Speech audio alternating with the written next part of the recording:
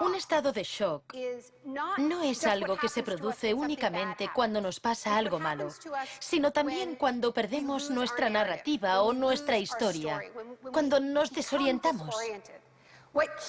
Lo que nos mantiene orientados, alerta y a salvo del shock es nuestra historia.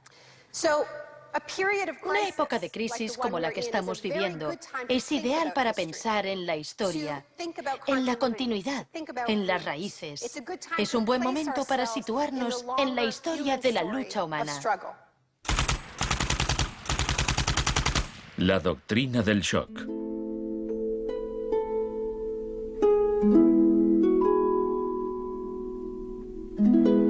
Todo empezó el 1 de junio de 1951, cuando representantes de agencias de inteligencia occidentales se reunieron en secreto con profesores universitarios en el Hotel Ritz-Carlton de Montreal. Como resultado de esta reunión, el ejército financió una investigación sobre el aislamiento sensorial en la Universidad de McGill. El aislamiento sensorial es una forma de producir una monotonía extrema. Provoca una reducción de la capacidad crítica, nubla la mente y el sujeto se queja de que ni siquiera puede fantasear. Y cuando un estudiante universitario no es capaz de fantasear, mal asunto. Mientras experimentábamos, empecé a creer que quizá algo que causara incomodidad o incluso dolor sería más tolerable que las condiciones de aislamiento que estudiábamos. Hebb decidió dejar de trabajar en la investigación. No tenía idea, cuando lo propuse, del arma tan terrible, tan potencialmente terrible que podía llegar a ser. Este es nuestro momento, nuestra oportunidad. Pero los experimentos continuaron bajo las órdenes del ambicioso jefe de psiquiatría, el Dr. Ewen Cameron. Su trabajo iba mucho más allá que el nuestro. Nosotros dejábamos muy claro que el sujeto podía marcharse en el momento en que quisiera, y algunos se iban. Los pacientes de Cameron no tuvieron tanta suerte. El Allen Memorial Institute, donde trabajaba, empezó a parecer una macabra cárcel donde Cameron llevaba a cabo experimentos extraños con sus pacientes de psiquiatría. Quería borrarles la mente, dejársela en blanco para reprogramarlos desde cero.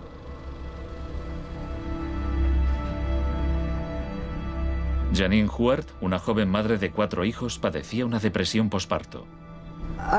Me entraban escalofríos cuando me decían: mañana te toca tratamiento de electrochoque. Me estremecía, me daba mucho miedo.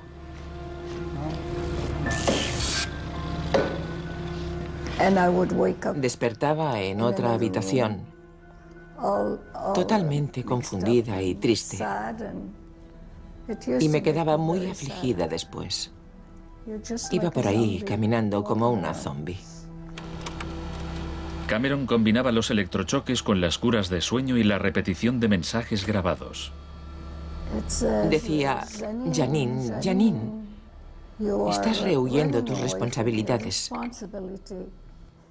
No quieres cuidar de tu marido ni de tus hijos. Lo repetía una y otra vez. Suena como si la interrogaran. Sí, como si me interrogaran, pero ¿con qué objeto? La CIA no tardó en poner en práctica los hallazgos de Cameron. Muchas de sus técnicas figuran en el manual Kubark de interrogatorios para el contraespionaje. He aquí unos fragmentos. Es una tesis central del manual que estas técnicas son, en esencia, métodos para provocar la desviación de la personalidad. Hay un intervalo, que puede ser muy breve, de animación suspendida, una especie de shock psicológico o parálisis. Los interrogadores expertos reconocen este efecto cuando se da y saben que desde ese momento el sujeto está mucho más abierto a la sugestión, mucho más dispuesto a obedecer que justo antes de sufrir el shock. El otro Dr. Shock.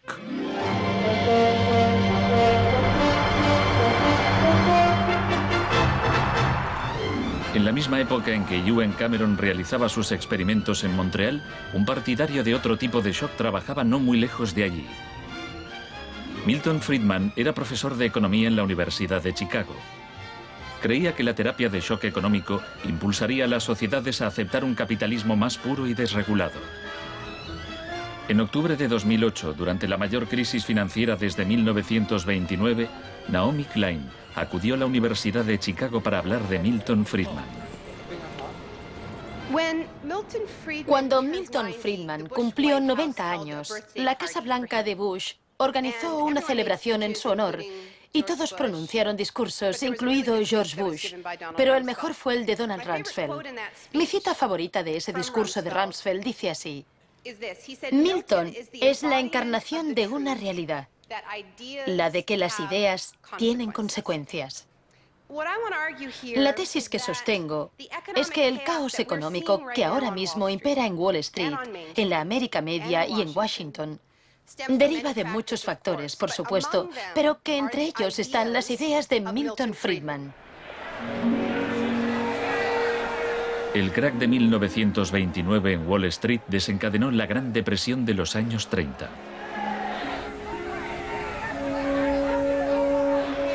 En la base de las tesis de Friedman estaba su oposición a la política del New Deal anunciada por el presidente Franklin Roosevelt en su discurso de investidura. Nuestra prioridad es conseguir que la gente tenga trabajo. No es un problema insoluble si lo abordamos de forma inteligente y con valentía. Quiero expresar mi firme creencia de que no debemos temer a nada, excepto al miedo en sí. Influido por el economista John Maynard Keynes, Roosevelt puso en marcha un programa de empleo público para que la gente volviera a trabajar. Hoy la depresión no es más que un vago recuerdo. Millones de hombres y mujeres han encontrado trabajo y por consiguiente seguridad y esperanza. No fue tan sencillo. La depresión duró hasta la Segunda Guerra Mundial, pero después el Plan Marshall generalizó el modelo regulador e intervencionista de Keynes en Europa.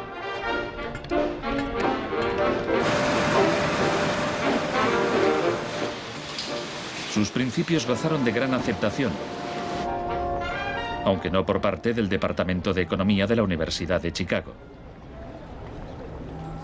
Milton Friedman, desde esta universidad, libró una guerra contra el New Deal. Friedman era miembro de un grupo llamado Sociedad Mont Pelerin, dirigida por el economista Friedrich von Hayek. Creían que si el gobierno dejaba de prestar servicios y de regular los mercados, los problemas de la economía se resolverían solos. En los 50 los consideraban bichos raros, pero en los últimos 30 años sus ideas se han convertido en la doctrina económica dominante. La tesis de la doctrina del shock es que nos han contado un cuento sobre cómo estas medidas radicales han triunfado en el mundo, que no se han propagado de la mano de la libertad y la democracia, sino que han requerido shocks, crisis y estados de emergencia. Milton Friedman entendía la utilidad de las crisis. Solo una crisis, real o percibida, produce auténticos cambios. Cuando esa crisis sobreviene, las medidas que se toman dependen de las ideas que flotan en el ambiente. Primera puesta a prueba, Chile. Fue en Chile donde los seguidores de Friedman aprendieron a explotar un shock o crisis a gran escala. Por lo general, los voceros del neoliberalismo, los publicistas oficiales, ni siquiera mencionan a Chile. Empiezan a contar la historia a partir de Thatcher y Reagan, porque eso queda mucho mejor. En los años 50 y 60, las medidas progresistas de desarrollo en Chile eran un modelo para la zona. El gobierno invertía en salud, educación e industria. Las empresas estadounidenses temían por sus inversiones. Como respuesta, el Departamento de Estado comenzó a becar a estudiantes de Chile y el resto de Sudamérica para que estudiaran economía de libre mercado con Milton Friedman. La Universidad de Chicago tenía un convenio con la Universidad Católica de Chile que permitía a muchos chilenos venir a Chicago, donde les impartíamos formación y se doctoraban. Los estudiantes regresaban a Chile a dar clases. El Departamento de Economía de la Universidad Católica en Santiago se convirtió en una mini escuela de Chicago. Arnold Harberger, el economista que dirigía el programa, se describía como misionero totalmente entregado. En 1970, la Unidad Popular de Salvador Allende ganó las elecciones con un programa que proponía nacionalizar grandes sectores de la economía. La compañía de teléfonos pertenecía en su mayor parte a la empresa estadounidense ITT, que encabezó los intentos de evitar que Allende fuera presidente. Contaba con el apoyo de Richard Nixon en la Casa Blanca. Yo no estuve allí, pero puedo decirle lo que sabemos con certeza en la actualidad. Él encargó a la CIA que impidiera que Allende asumiese la presidencia e intentaron convencerme de que instigara al ejército chileno cuando Allende resultó elegido. A pesar de las maniobras de la CIA, Allende juró el cargo de presidente.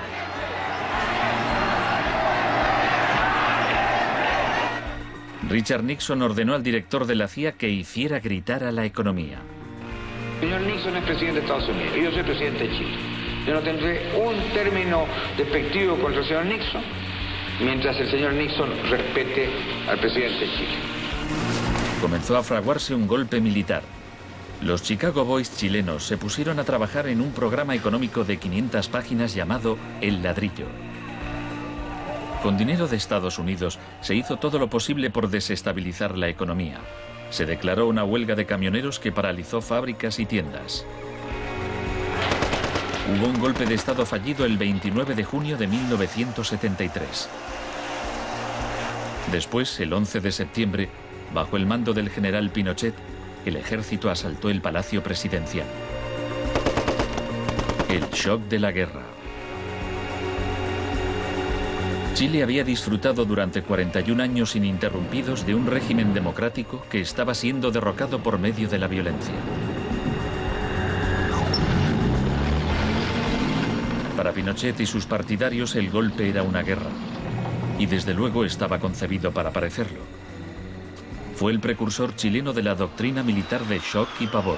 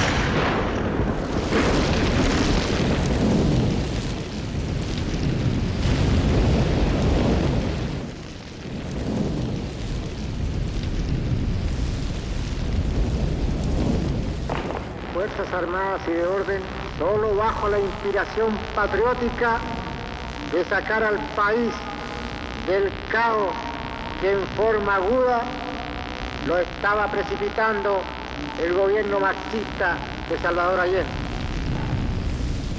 Los Chicago Boys entregaron a Pinochet el ladrillo, su plan económico.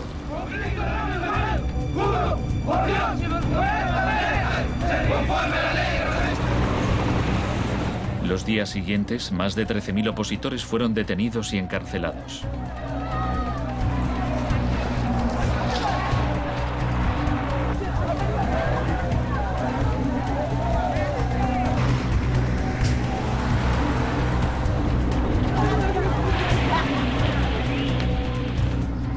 Recluyeron a miles de presos en el Estadio Nacional y a muchos los torturaron. El mundo fijó su mirada en Chile. ¿Cuántas personas?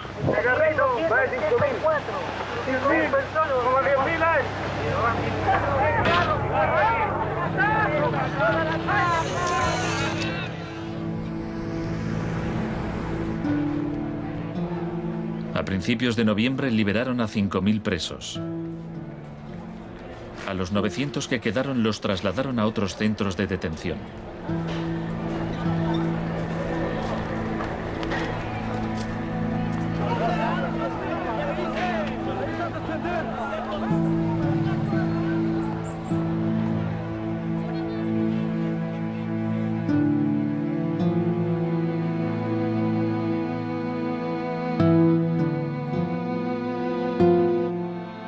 Menos de un mes después, la FIFA dejó a Chile jugar una eliminatoria para el Mundial de Fútbol en ese mismo estadio. Su rival, la Unión Soviética, se negó a jugar allí, así que se permitió a Chile marcar en portería vacía y clasificarse para el Mundial de 1974. Porque fueron tocando sin adversario hasta el otro lado. El shock económico. Aprovechando el estado de shock de la población, Pinochet impuso las medidas recomendadas por los Chicago Boys, suprimió el control de precios, privatizó empresas estatales, eliminó aranceles de importación y redujo el gasto público. Más tarde, Friedman reconoció abiertamente la importancia del experimento chileno. Se trataba del primer caso en que un avance hacia el comunismo daba paso a un avance hacia el libre mercado. No dio resultado. Al cabo de un año había una inflación del 375% anual, la más alta del mundo. Así que en marzo de 1975, Arnold Harberger y Milton Friedman volaron a Santiago. Empleó una expresión que nunca se había utilizado en el contexto de una crisis económica mundial. Exigió un tratamiento de shock. Dijo que él era como un médico que iba a ayudar a un país asolado por una epidemia y simplemente recetaba el remedio. Friedman escribió que el general Pinochet se mostraba receptivo a la idea de un tratamiento de shock, aunque era evidente que le preocupaba el paro temporal que podía causar.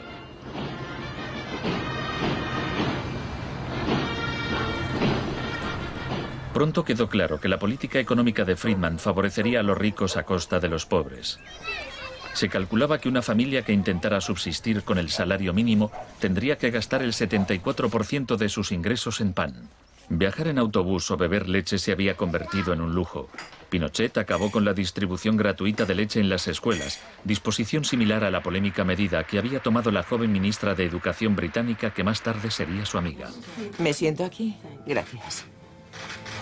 Muchas gracias. Para poder imponer estas políticas económicas, había que sembrar el miedo hacia un enemigo. Tampoco creo que se haya triunfado totalmente sobre el marxismo. El marxismo es como un fantasma. Cuesta mucho tomarlo. Mejor dicho, no se puede tomar.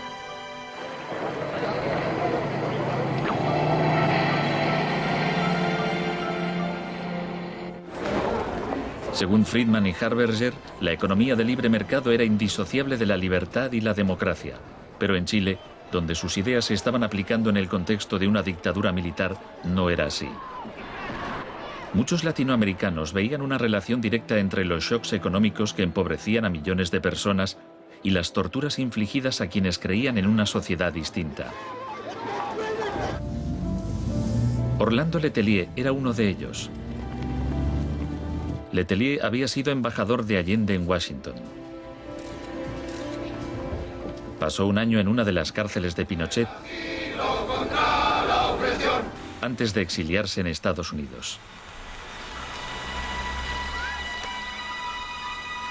En 1976, Letelier escribió: "El plan económico tenía que imponerse por la fuerza, y en Chile esto solo podía conseguirse por medio de miles de asesinatos, el establecimiento de campos de concentración por todo el país y el encarcelamiento de más de 100.000 personas en 3 años.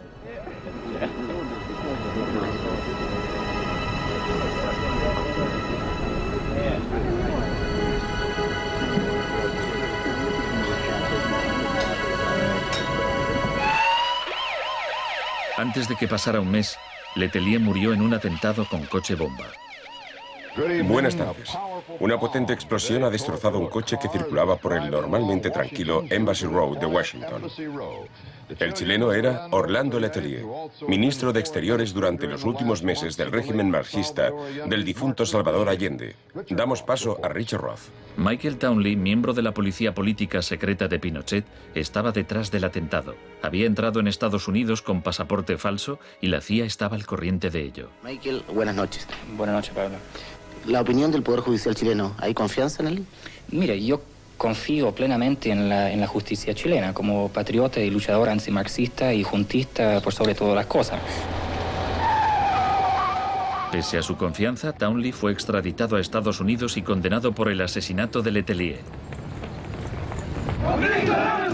Pinochet gobernó Chile como dictador durante 17 años, pero en una entrevista en que se sinceraba, Harberger seguía negándolo. Un gobierno represivo no puede durar mucho tiempo en el marco de un sistema de auténtica libertad económica. El año del asesinato de Orlando Letelier se le concedió a Friedman el Premio Nobel de Economía. Saben, tienen una idea totalmente deformada de lo que pasó. Les explicaré un par de cosas. En primer lugar, universidades chilenas me ofrecieron 2 títulos honoríficos antes de que yo viajara allí. Rehusé aceptarlos porque dichas universidades se financiaban en parte con fondos públicos y yo no quería dar en ningún caso la impresión de que apoyaba el régimen político de Chile. No soy representante de Chile, no soy asesor de Chile, ni tengo responsabilidades para con el gobierno de Chile.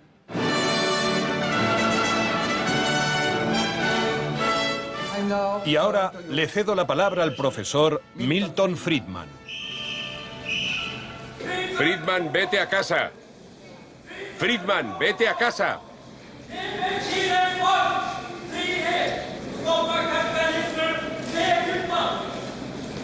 Lamento este incidente. Podría haber sido peor.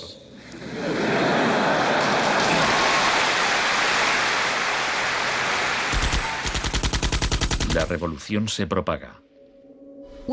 El propósito de la doctrina del shock es contar una historia alternativa de cómo esa oleada salvaje de capitalismo puro e incontrolado que estamos viviendo llegó a dominar el mundo.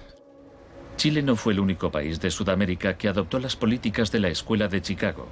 Los seguidores de Friedman ocupaban cargos clave en Brasil y asesoraban el gobierno de Uruguay. Entonces, el 24 de marzo de 1976, un golpe militar derrocó al gobierno de Isabel Perón en Argentina. Una junta de 3 generales tomó el poder bajo el mando del general Videla. Los Chicago Boys accedieron a puestos económicos relevantes en el gobierno militar. Aprovecharon la oportunidad para introducir importantes reformas económicas y sociales. Un año después del golpe, los sueldos habían perdido el 40% de su valor, se cerraban fábricas y la pobreza se disparó. Como en Chile, hubo que aterrorizar al pueblo para que aceptara estas medidas económicas. Videla aprendió de la experiencia de Pinochet. Adoptó la táctica de hacer desaparecer personas. Para equilibrar el terror público y privado, llevaban a cabo los secuestros en plena luz del día y después siempre podían negarlos.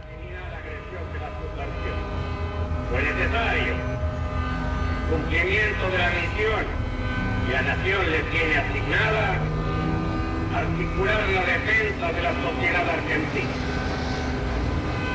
Las reglas de esta guerra no convencional, que no buscamos ni provocamos, son distintas.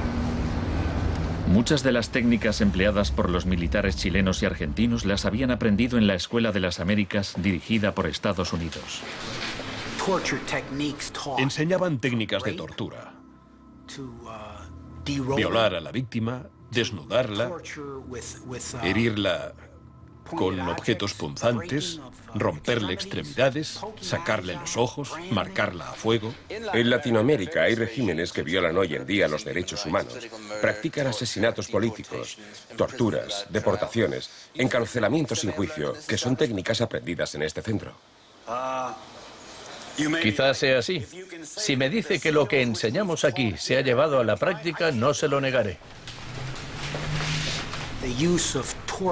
El uso de la tortura contra un soldado enemigo conocido para obtener algún tipo de ventaja militar me parece justificable y acertado.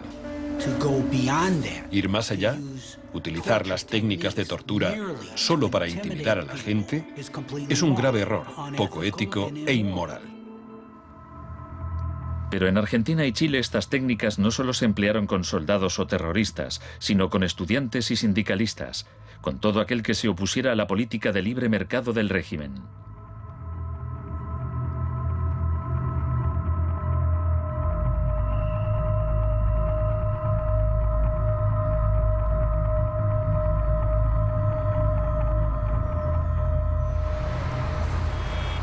En 1978, la Junta de Argentina fue anfitriona del Mundial de Fútbol. La final se jugó en un estadio que estaba aproximadamente a 1 kilómetro del mayor centro de detención del país, donde había miles de presos en cámaras de tortura. Decir que con los goles, con el grito de gol, se tapaba la voz de los secuestrados, los gritos de los secuestrados, era una realidad. Organización extraordinaria, miles y miles de banderas, miles y miles de gargantas enronquecidas, 25 millones de argentinos que tienen un solo color, el celeste y blanco. El fútbol ha hecho el milagro del país, de este maíz maravilloso que nos siguen atacando a aquellos que... Argentina llevó su régimen de terror un paso más lejos que Chile. Entre los desaparecidos había cientos de mujeres embarazadas a quienes les permitieron dar a luz antes de asesinarlas. De todas aquellas mujeres que estaban embarazadas, les permitieron tener a sus hijos para una vez que nacieran, sacárselos. Y eso sucedió con 500. Yo soy uno de esos 500. Esos niños, muchos de los cuales fueron criados por familias afines al ejército, eran un escalofriante recordatorio del proyecto de la Junta de rehacer toda la sociedad.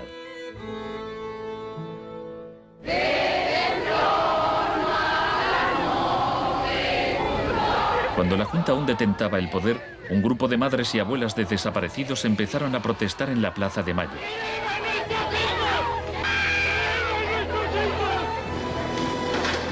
Como detectives buscaron a los niños perdidos. Tras la caída de la Junta, localizaron a algunos y los reunieron con sus familias. De vez en cuando encontraban restos. Por lo general, no encontraban nada. El general Videla fue declarado culpable de asesinato, secuestro y tortura. Señores jueces, nunca más. Se le condenó a cadena perpetua.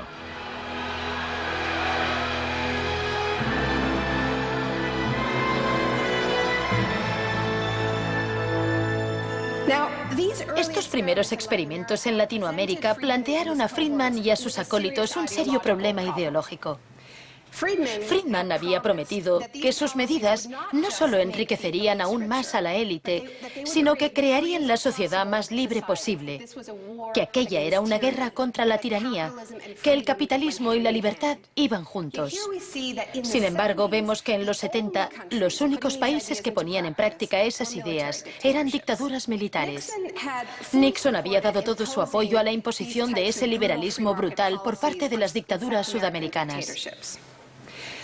En cambio, el caso de la política económica dentro de Estados Unidos, donde Nixon se estaba jugando la reelección, era harina de otro costal. La Escuela de Chicago y el mundo anglosajón.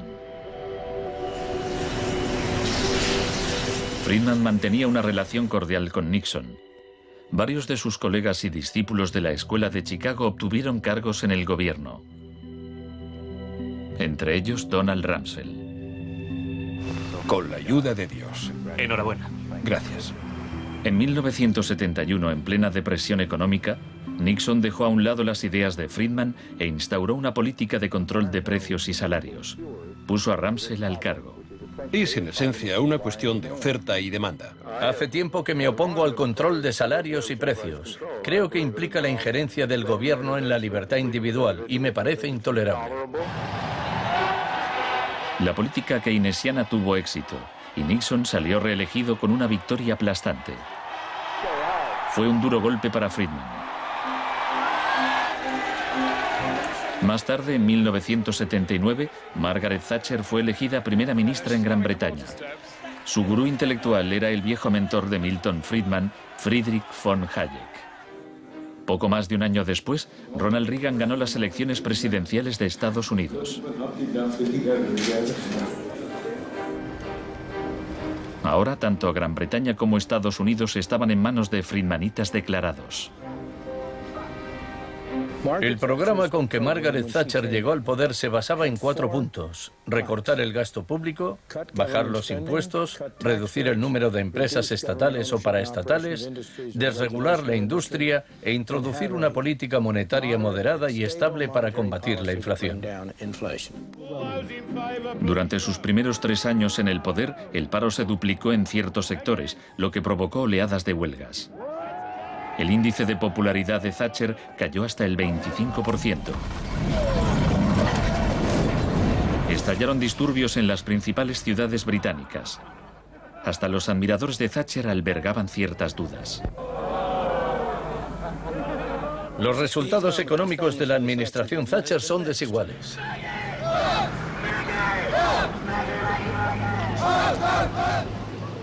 A quienes esperan ansiosos a que yo haga caso del eslogan favorito de los medios, dar vuelta atrás, solo puedo decirles una cosa: dad vuelta atrás vosotros si queréis. La dama no es partidaria de ello. Friedrich von Hayek instó a Thatcher a adoptar las políticas de shock económico de Pinochet. Ella replicó: en Gran Bretaña, con sus instituciones democráticas y su necesidad de un alto grado de consenso interno, algunas medidas tomadas en Chile son del todo inaceptables. La enorme impopularidad de Thatcher demostraba una vez más que el fundamentalismo del libre mercado era demasiado impopular y perjudicaba directamente a demasiada gente como para sobrevivir en un sistema democrático que requería el consentimiento de los gobernados, a diferencia de una dictadura militar. Lo que sacó a Thatcher del abismo y salvó finalmente el proyecto fue una crisis, la crisis suprema, de hecho, una guerra. Estamos aquí porque, por primera vez en muchos años, un territorio de soberanía británica ha sido invadido por un país extranjero. El gobierno ha decidido que un importante destacamento zarpe en cuanto se hayan ultimado todos los preparativos. El acorazado Invincible irá en cabeza. La mayoría de los británicos ni siquiera había oído hablar de las Malvinas, pero cuando Argentina invadió el pequeño archipiélago a miles de kilómetros de distancia, en el Atlántico Sur, Thatcher aprovechó la ocasión para hacer honor al apodo Dama de Hierro. Caballeros, me dicen que la bandera blanca ondea sobre Stanley. La guerra terminó menos de 3 meses después. Cuando las tropas regresaron al Reino Unido, las celebraciones patrióticas inundaron el país. Thatcher ganó las elecciones de 1983 por amplia mayoría. Esto le permitiría aplicar una forma de terapia de shock económico como la impuesta en Chile.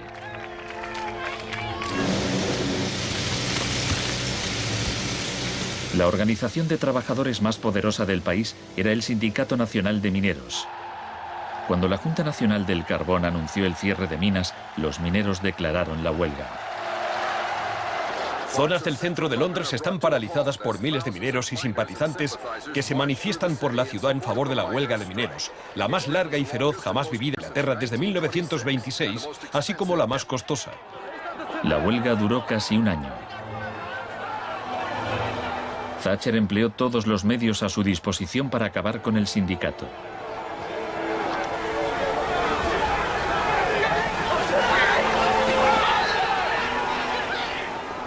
Al final, los mineros fueron derrotados. Thatcher aprovechó esta victoria para implantar la revolución de la Escuela de Chicago en su país.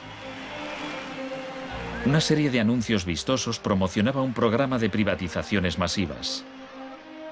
Thatcher vendió la industria del acero, el agua, la electricidad, el gas, el teléfono, aerolíneas, el petróleo. Privatizó las viviendas públicas, salieron a concurso los servicios municipales. En 1986 se desregularon los servicios financieros y la banca. Se le llamó el Big Bang. No hace falta que le recuerde a ninguno de los presentes que el Big Bang es solo el principio. En el Reino Unido, antes de Thatcher, un gerente general ganaba 10 veces más que el empleado medio. En 2007 ganaba más de 100 veces más.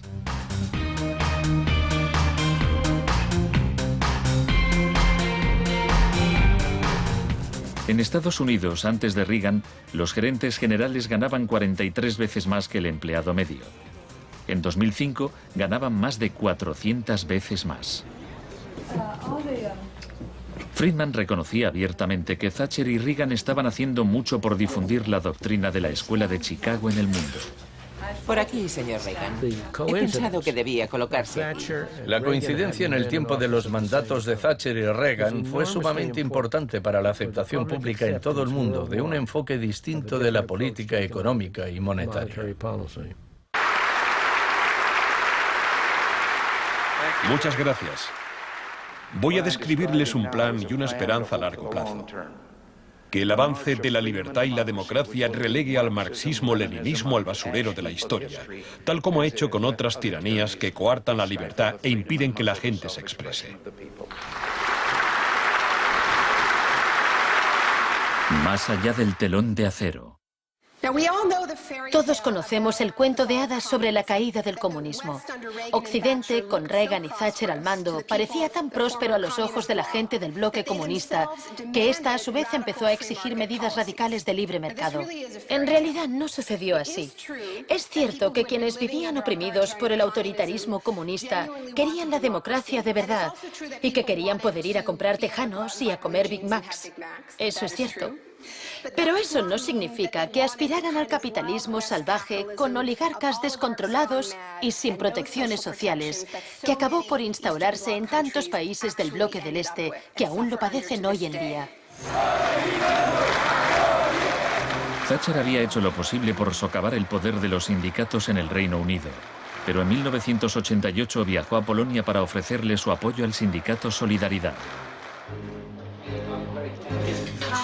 Se trata del proceso para pasar de donde están ahora a donde quieren estar.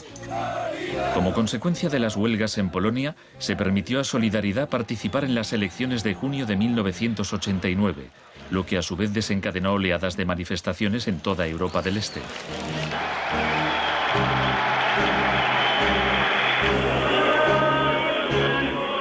En épocas anteriores, la Unión Soviética había utilizado la fuerza para aplastar los movimientos democráticos. Pero ahora la URSS tenía un líder distinto, Mikhail Gorbachov, impulsor de la Glasnost y la Perestroika. Hablaba de una tercera vía, de una transición gradual hacia una socialdemocracia a la escandinava, algo a medio camino entre el capitalismo de libre mercado y el comunismo. Gorbachov cautivó al público y los políticos de Occidente. Es un líder audaz, decidido y valiente. Ante la mirada de Gorbachov, los viejos regímenes comunistas se desmoronaron uno a uno.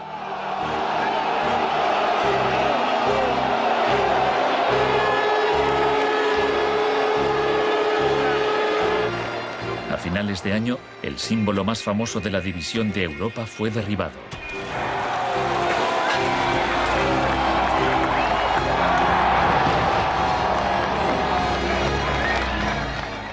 Para Friedman y los Chicago Boys, se abrieron las puertas de todo un mundo nuevo. En la Unión Soviética, Gorbachov quería reformar la economía rusa poco a poco. En 1991, Gorbachov asistió como invitado a la cumbre del G7 en Londres.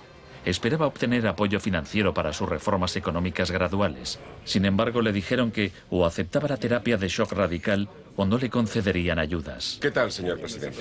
¿No está demasiado cerca? El mes siguiente se produjo un intento de golpe de Estado contra él.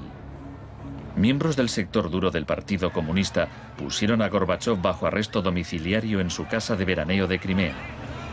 Los tanques rodearon la Casa Blanca, el Parlamento ruso.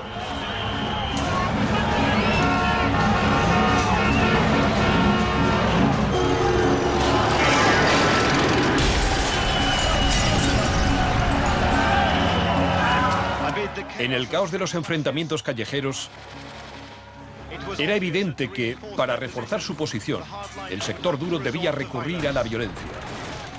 Estos choques entre el pueblo y las fuerzas del orden son algo nunca visto desde los tiempos lejanos de la Revolución Rusa. Hoy, cuando amanecía sobre un mar de escombros, empezaba a quedar claro que el golpe se estaba desmoronando. El edificio del Parlamento ruso estaba a salvo. El ejército no había intervenido. Y en el interior, Yeltsin tenía más poder que nunca.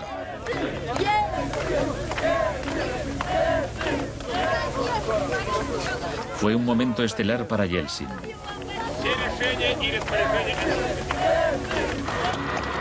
Gorbachov fue puesto en libertad y regresó a Moscú, pero había perdido buena parte del poder. Aplaudo los elevados principios del pueblo ruso y también los del presidente Boris Yeltsin. En diciembre de 1991 se disolvió la Unión Soviética, un shock profundo para el pueblo ruso. Yeltsin se hizo cargo entonces de la política económica de la Federación Rusa.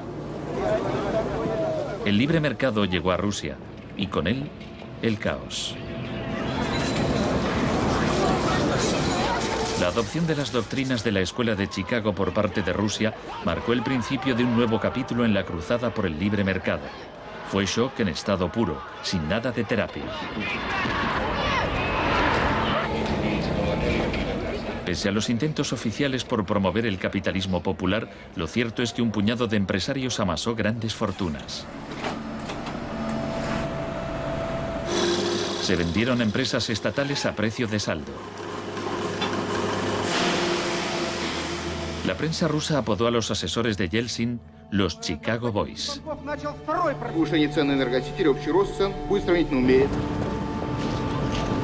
Gracias a la terapia de shock de Yeltsin, en 1992 los rusos consumían un 40% menos que en 1991.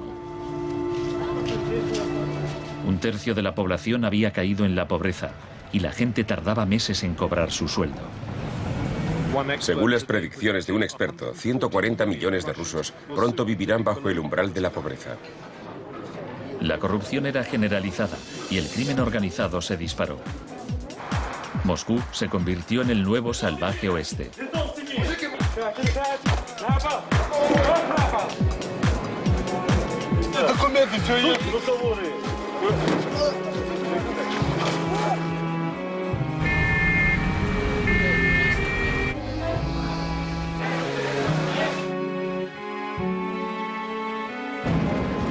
La mayoría de los rusos se oponía a que el radicalismo de los Chicago Boys se implantase en su país. En marzo de 1993, el Parlamento tomó una decisión crucial. Votó a favor de retirarle a Yeltsin los poderes especiales que le había otorgado. Yeltsin instauró un régimen especial. El Tribunal Constitucional lo declaró ilegal.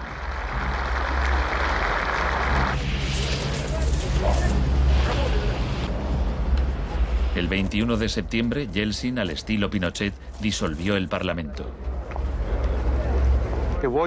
A partir de hoy quedan suspendidas las funciones legislativas, administrativas y de control del Parlamento de la Federación Rusa. Occidente puso su influencia al servicio de Yeltsin. Creemos que Boris Yeltsin es la mayor esperanza para la democracia en Rusia. 2 días después, el Parlamento votó a favor de destituir a Yeltsin por 636 votos a 2. Miles de partidarios del Parlamento se congregaron frente a la Casa Blanca e intentaron tomar la televisión.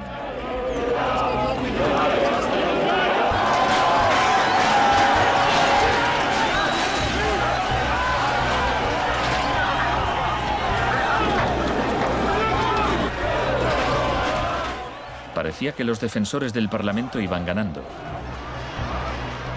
Yeltsin voló de regreso a Moscú de su casa vacacional. Esa noche, 100 manifestantes murieron en los enfrentamientos con las fuerzas de Yeltsin.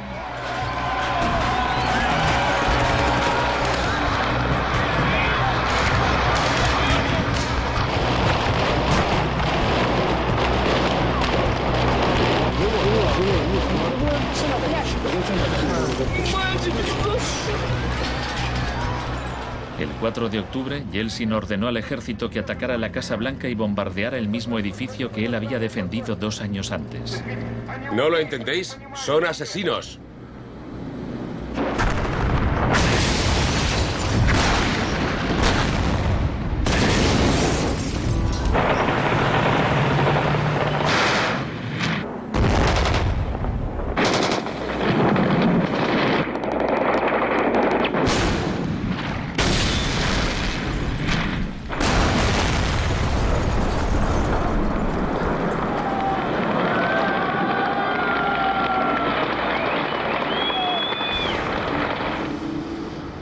Warren Christopher, el secretario de Estado norteamericano, dijo: Estados Unidos no suele apoyar la suspensión de parlamentos, pero corren tiempos excepcionales.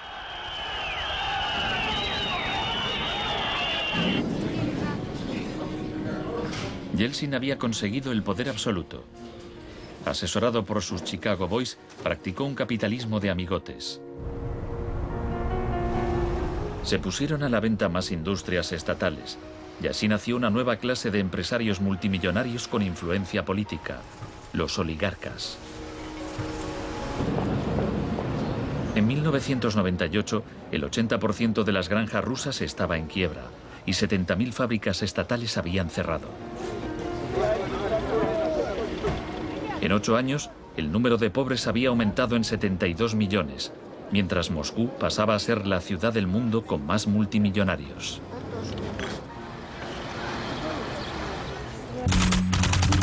Un nuevo enemigo.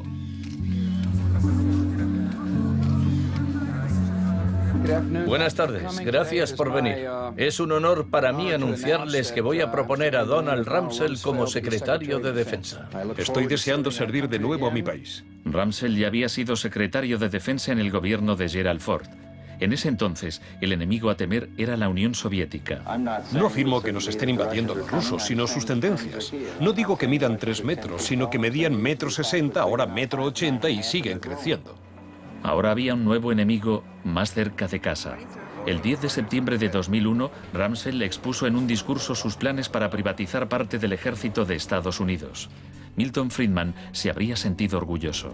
Decía: hoy hablaré de un adversario que representa una amenaza, una grave amenaza para la seguridad de Estados Unidos.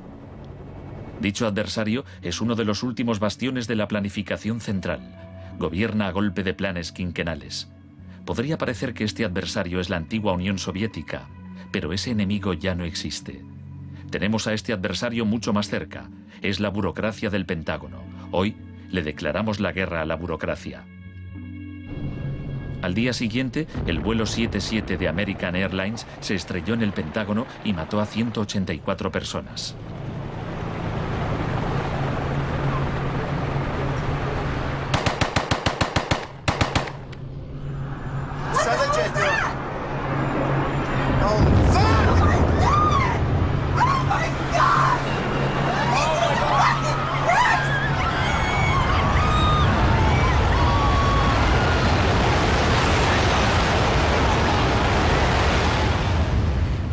Piensen en la sensación de la gente tras los atentados.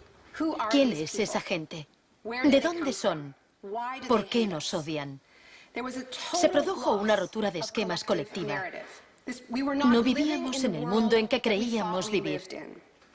Y nuestros líderes no dejaban de repetir que todo aquello que creíamos entender antes del atentado ya no era vigente. Se acuñó una nueva frase, mentalidad pre-11S.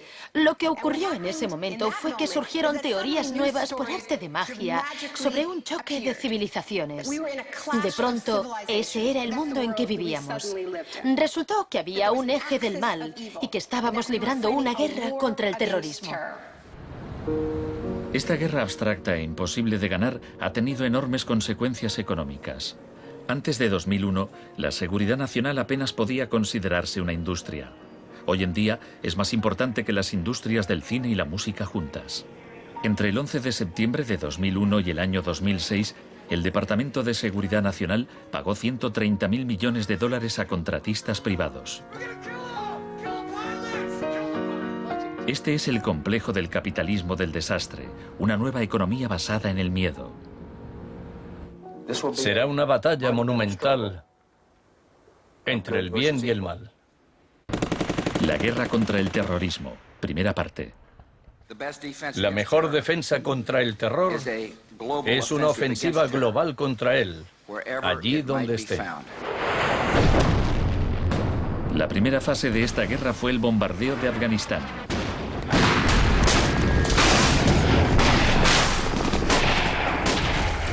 El gobierno talibán fue derrocado rápidamente. La posguerra resultó más complicada. Nuestra lucha contra el terrorismo empezó en Afganistán, pero no acaba allí. Buscamos sobre todo detenidos que nos sirvan para extraerles información.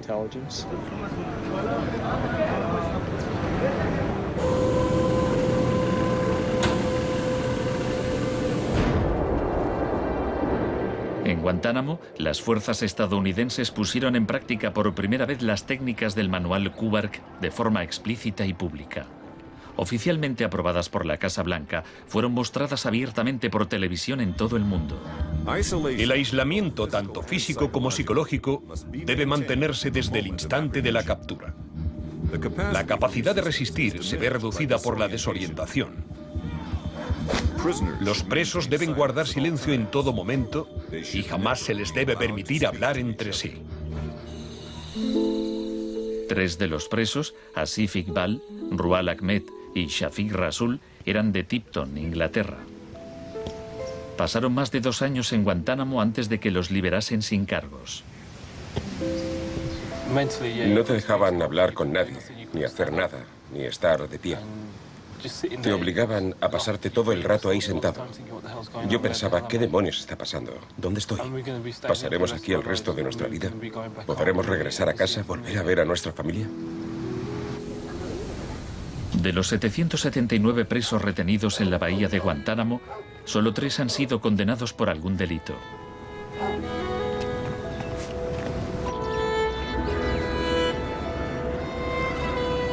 Lo único que sé a ciencia cierta es que son mala gente. Era un mensaje para todo el mundo, un mensaje muy claro. Esto es lo que te pasa si te interpones en nuestro camino. La guerra contra el terrorismo, segunda parte. La guerra contra el terrorismo no se libra contra un solo hombre o contra un solo país. Se alegaron muchas justificaciones para la invasión de Irak. Pero si Estados Unidos realmente hubiera querido invadir un país que presuntamente albergaba a líderes de Al-Qaeda, tenía armas nucleares y vendía tecnología nuclear a otros países, Pakistán habría sido la opción más obvia.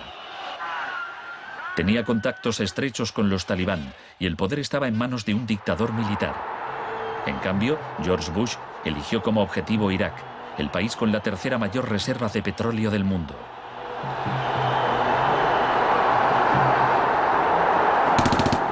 La guerra como tortura de masas.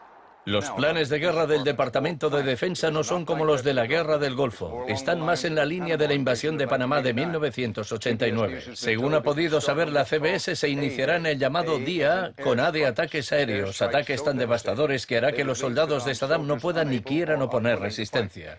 La idea es que el bombardeo sea tan intenso que produzca, en palabras textuales, shock y pavor. Si el Pentágono se ciña a su plan de guerra actual, en un día de marzo, la aviación y la armada lanzarán entre 300 y 400 misiles de crucero contra objetivos en Irak, más que en los 40 días que duró la primera guerra del Golfo. Será un ataque de una magnitud nunca antes vista, nunca antes prevista. Harlan Ullman es uno de los artífices del concepto shock y pavor, que consiste en lanzar un gran número de bombas guiadas de precisión. Esto produce un efecto inmediato, como el de las bombas nucleares de Hiroshima. No es cuestión de días o de semanas, sino de minutos.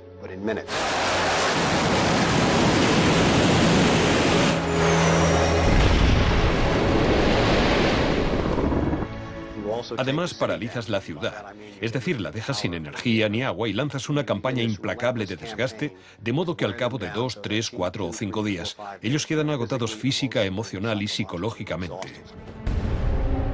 Anoche una zona de 1 milla cuadrada del centro de Bagdad parecía el infierno en la tierra. Durante la primera oleada de bombardeos, los ciudadanos de Bagdad sufrieron una versión del aislamiento sensorial descrito en el manual Kubark. En el caos que siguió a la caída de Saddam Hussein, Estados Unidos hizo poco por impedir los saqueos. Algunos cargos del gobierno incluso los consideraban un punto de partida para desmantelar el Estado iraquí. John Agresto, encargado de reorganizar la educación superior, veía el saqueo de escuelas como una oportunidad para empezar de cero. De hecho, antes de las sanciones, Irak tenía el mejor sistema educativo de la región y una tasa de alfabetización del 89%. En cambio, en Nuevo México, estado natal de Agresto, el 46% de los ciudadanos eran analfabetos funcionales. En Irak se aplicaron 3 formas de shock distintas que actuaban a la vez y se complementaban entre sí. Estaba el shock de la guerra, seguido de inmediato por la terapia de shock económico impuesta por Paul Bremer. Y como la resistencia a esa transformación económica, a ese shock económico rápido iba en aumento, se aplicó el shock de la represión y la tortura. 3 clases de shock distintas. El shock económico.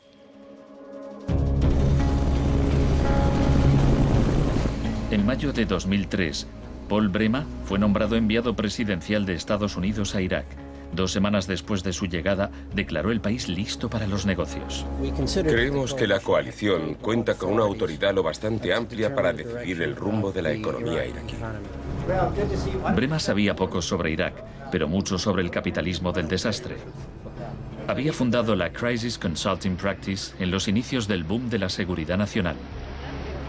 Hoy es un día muy importante en Bagdad.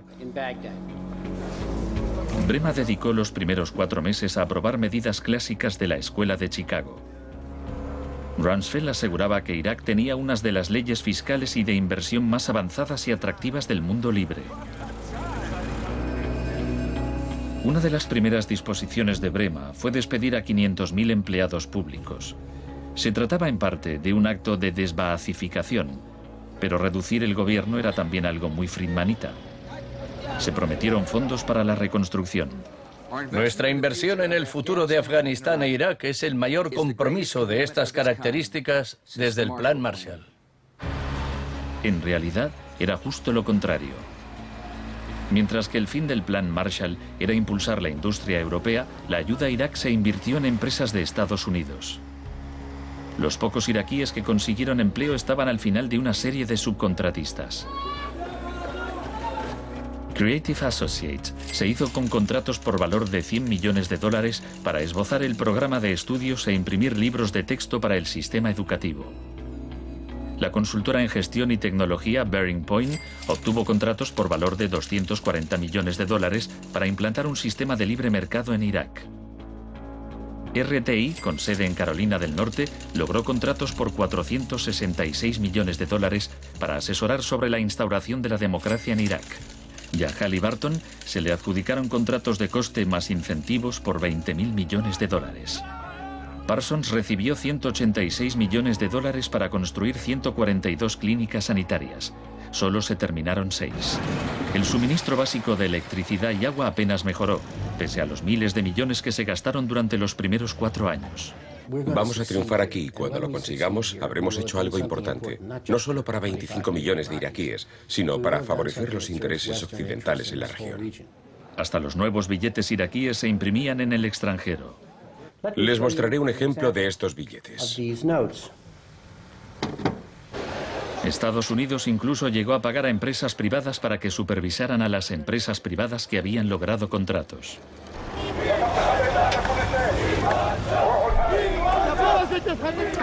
Estuve en Bagdad en 2004, cuando empezaban a cometerse atentados con frecuencia.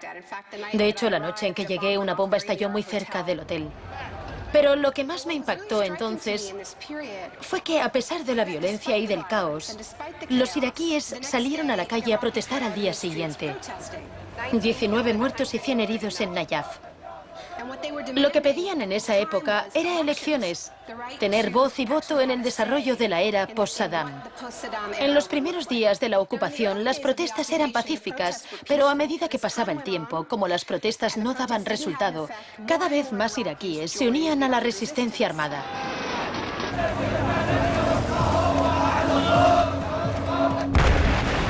La violencia se descontroló.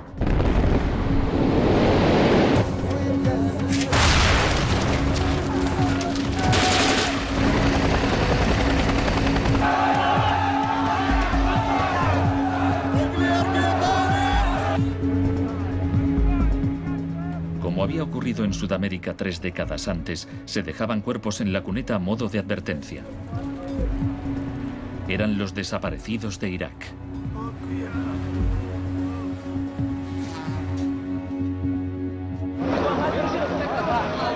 Se tomaron medidas extremadamente agresivas para aplastar a la oposición.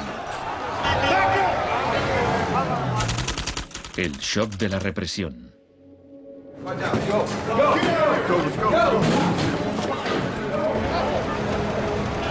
Durante los primeros 3 años y medio de la ocupación, se capturó a 61.500 iraquíes.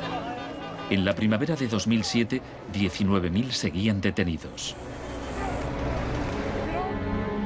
En prisión los interrogaban con técnicas derivadas de las que ideó la CIA, basándose en los experimentos realizados por Ewen Cameron en los años 50.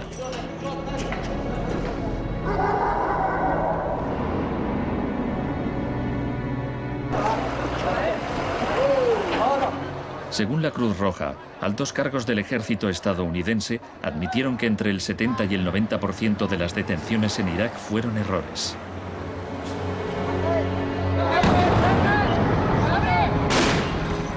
Aunque el caos que reina en el país parezca un fracaso de la terapia de shock, en Irak el capitalismo del desastre ha florecido.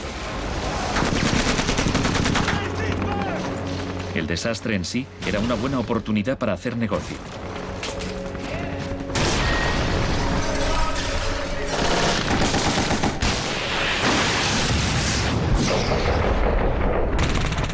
El negocio de la guerra. El gasto militar de Estados Unidos prácticamente se ha duplicado desde 2001. Se acerca a los 700.000 millones de dólares al año. Ya en 1961, el presidente Eisenhower, que no era precisamente de izquierdas, advirtió del peligro de un ejército demasiado poderoso. La conjunción de una estructura militar inmensa y de una gran industria de armamento es algo nuevo en la historia de Estados Unidos. Debemos precavernos contra una adquisición de influencia injustificada, deliberada o no, por parte del complejo industrial militar. No debemos permitir jamás que esa combinación suponga un riesgo para nuestras libertades o nuestros procesos democráticos. La guerra de Irak ha sido el conflicto más privatizado de la historia contemporánea. La zona verde de Bagdad es una versión extrema de lo que está pasando en todo el mundo. Se trata de una zona privada y segura, protegida del caos exterior.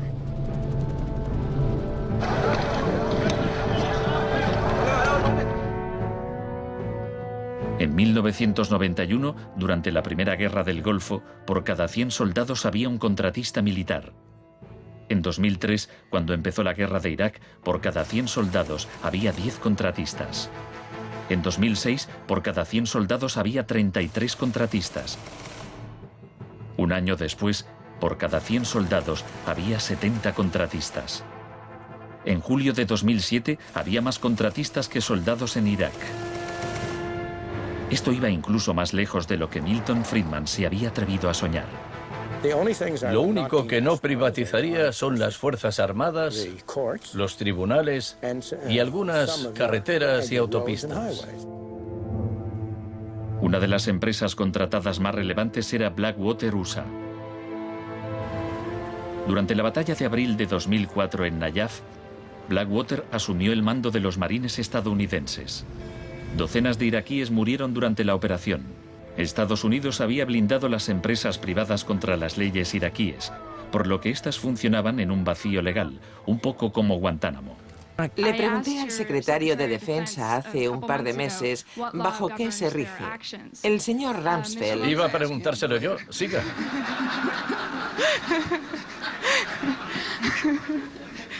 ¡Socorro! Iba... Del mismo modo que la terapia de shock de Cameron dejaba a los pacientes confundidos y deshechos, los múltiples shocks infligidos a Irak redujeron al país a un estado de anarquía y violencia sectaria. En la época en que ejecutaron a Saddam, en 2006, morían 1000 iraquíes por semana.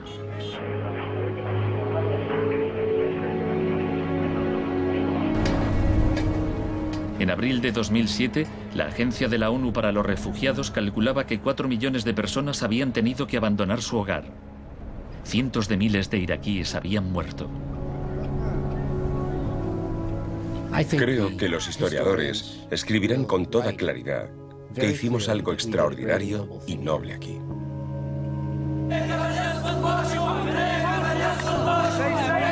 Esta es una manifestación contra el terrorismo americano. Los americanos arrestan y matan a mujeres y niños, insultan a los ancianos y matan a los jóvenes. América es terrorismo, América es terrorismo.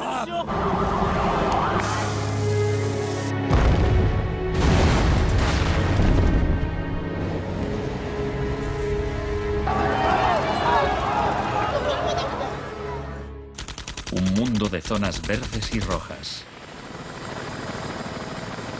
Cuando el huracán Katrina llegó a Nueva Orleans en agosto de 2005, el mundo presenció horrorizado una especie de apartheid del desastre. Quienes tenían recursos se marcharon de la ciudad, mientras decenas de miles de desfavorecidos tuvieron que quedarse prácticamente sin ayuda del Estado. Fui a Nueva Orleans cuando la ciudad todavía estaba inundada y descubrí que lo que había visto en Irak se repetía, no en un periodo de posguerra, sino después de un terrible desastre natural. Milton Friedman murió en 2006. La última recomendación que hizo sobre política oficial aparece en un artículo que publicó en el Wall Street Journal 3 meses después del Katrina. Dice, la mayor parte de las escuelas de Nueva Orleans están en ruinas y también las casas de los alumnos. Los niños se han dispersado por todo el país. Es una tragedia y también una oportunidad para introducir reformas radicales en el sistema educativo. Proponía privatizar completamente los colegios de la ciudad. Era su canto del cisne.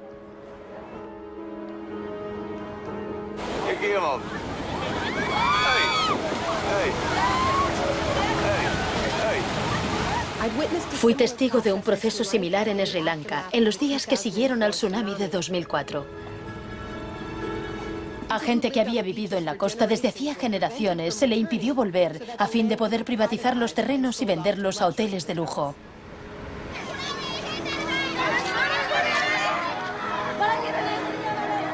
Justo a esto me refiero con la expresión doctrina del shock, al saqueo sistemático del sector público después de un desastre, cuando la gente está demasiado ocupada haciendo frente a la emergencia, a sus problemas diarios, para proteger sus intereses.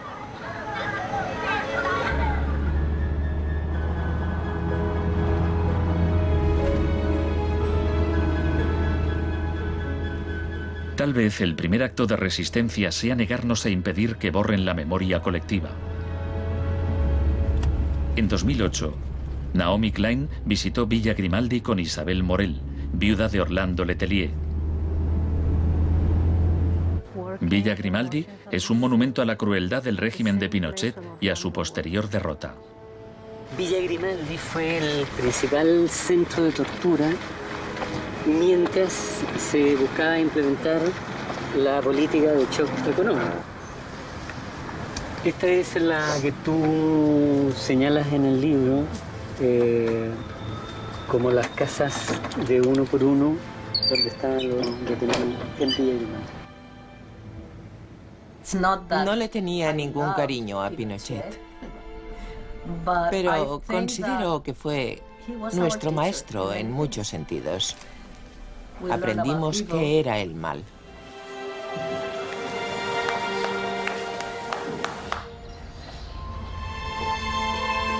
En 1988, Pinochet fue detenido cuando se encontraba en Londres. Su vieja aliada, Margaret Thatcher, permaneció a su lado. Sé lo mucho que le debemos.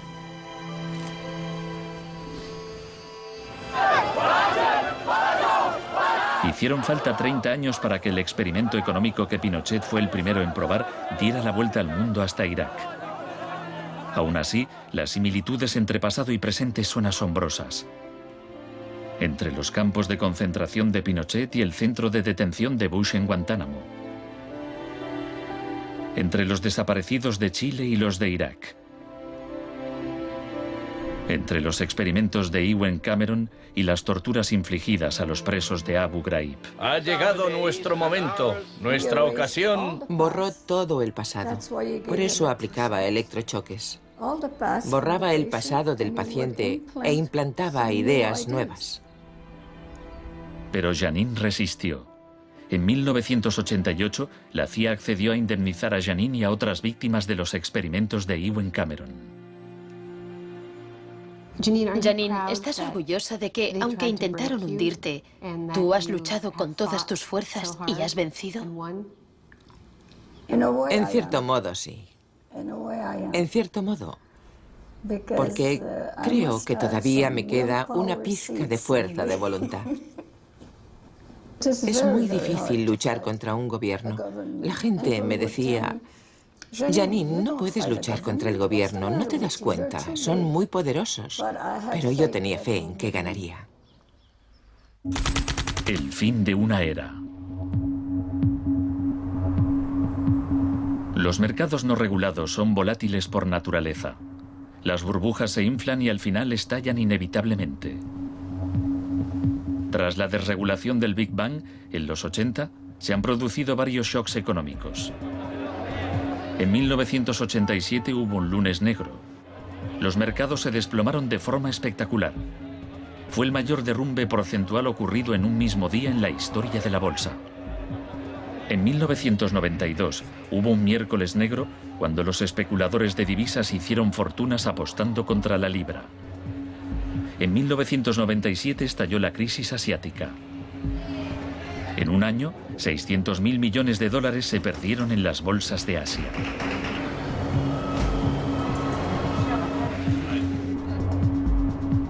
Y finalmente, en septiembre de 2008, los mercados financieros implosionaron.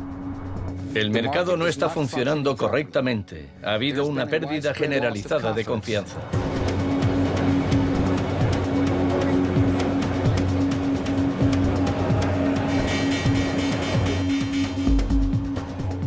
El 15 de septiembre, Lehman Brothers se acogió al capítulo 11 de la Ley de Quiebras. Solo una semana después, se anunció que los empleados de sus oficinas en Nueva York cobrarían 2.500 millones de dólares en primas. Se calcula que empresas de Wall Street pagaron 18.400 millones en primas el año del crack. Pese al torrente de retórica populista de quienes dicen plantar cara a los peces gordos y defender a los ciudadanos sencillos y no a Wall Street, nos encontramos ante una transferencia de riqueza de proporciones incalculables. Se está transfiriendo riqueza del sector público, de las manos del gobierno, que la ha recaudado de la gente de a pie en forma de impuestos, a manos de las empresas y los individuos más ricos del mundo. Huelga decir que son los mismos individuos y empresas responsables de la crisis. Nos encontramos en medio de un tsunami crediticio imprevisible. He encontrado un fallo cuyo alcance y duración ignoro, pero es algo que me tiene muy inquieto. En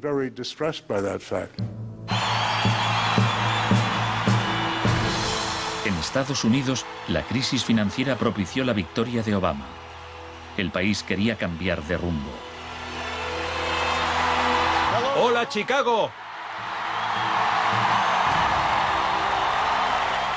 Esta crisis está claramente considerada por casi todo el mundo un resultado directo de esta ideología concreta de la desregularización y la privatización. La magnitud de la crisis abre una puerta a la esperanza. La doctrina del shock, como estrategia, solo funciona si no sabemos que existe. Lo que me parece más esperanzador de la crisis económica actual es que esta táctica se está desgastando, pues el factor sorpresa ha desaparecido. Los tenemos calados y ya no nos engañan. Nos estamos volviendo a prueba de shocks. La última vez que el mundo sufrió una crisis financiera tan grave como esta, la gente abrazó las medidas keynesianas del New Deal. Quiero expresar mi firme creencia de que no debemos temer a nada, excepto el miedo mismo. Más de 1 millón de personas se desplazó a Washington para asistir al discurso de investidura de Obama. Muchos periodistas lo compararon con Franklin Roosevelt. Últimamente se han trazado muchos paralelismos entre Obama y Franklin Delano Roosevelt. Así que hablaré un poco de este último. Les contaré una anécdota estupenda que podría ser inventada sobre cuando lo visitaban representantes de sindicatos u organizaciones progresistas y le proponían medidas nuevas y avanzadas para que las incluyese en el New Deal. Él los escuchaba con atención y al final decía: ahora salid ahí fuera y obligadme a hacerlo. Y ellos así lo hacían. En 1937, año clave para el New Deal, ¿saben cuántas huelgas se declararon en Estados Unidos? 4.740 huelgas que duraban un promedio de 20 días. ¿Saben cuántas huelgas hubo en 2007? 2. 21. En fin, la otra razón para recordar esta historia de la lucha social es que nos dice algo muy importante, algo que debemos recordar en estos momentos en que nos jugamos tanto.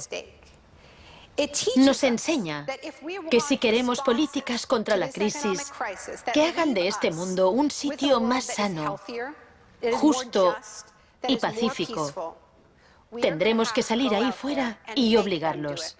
Gracias.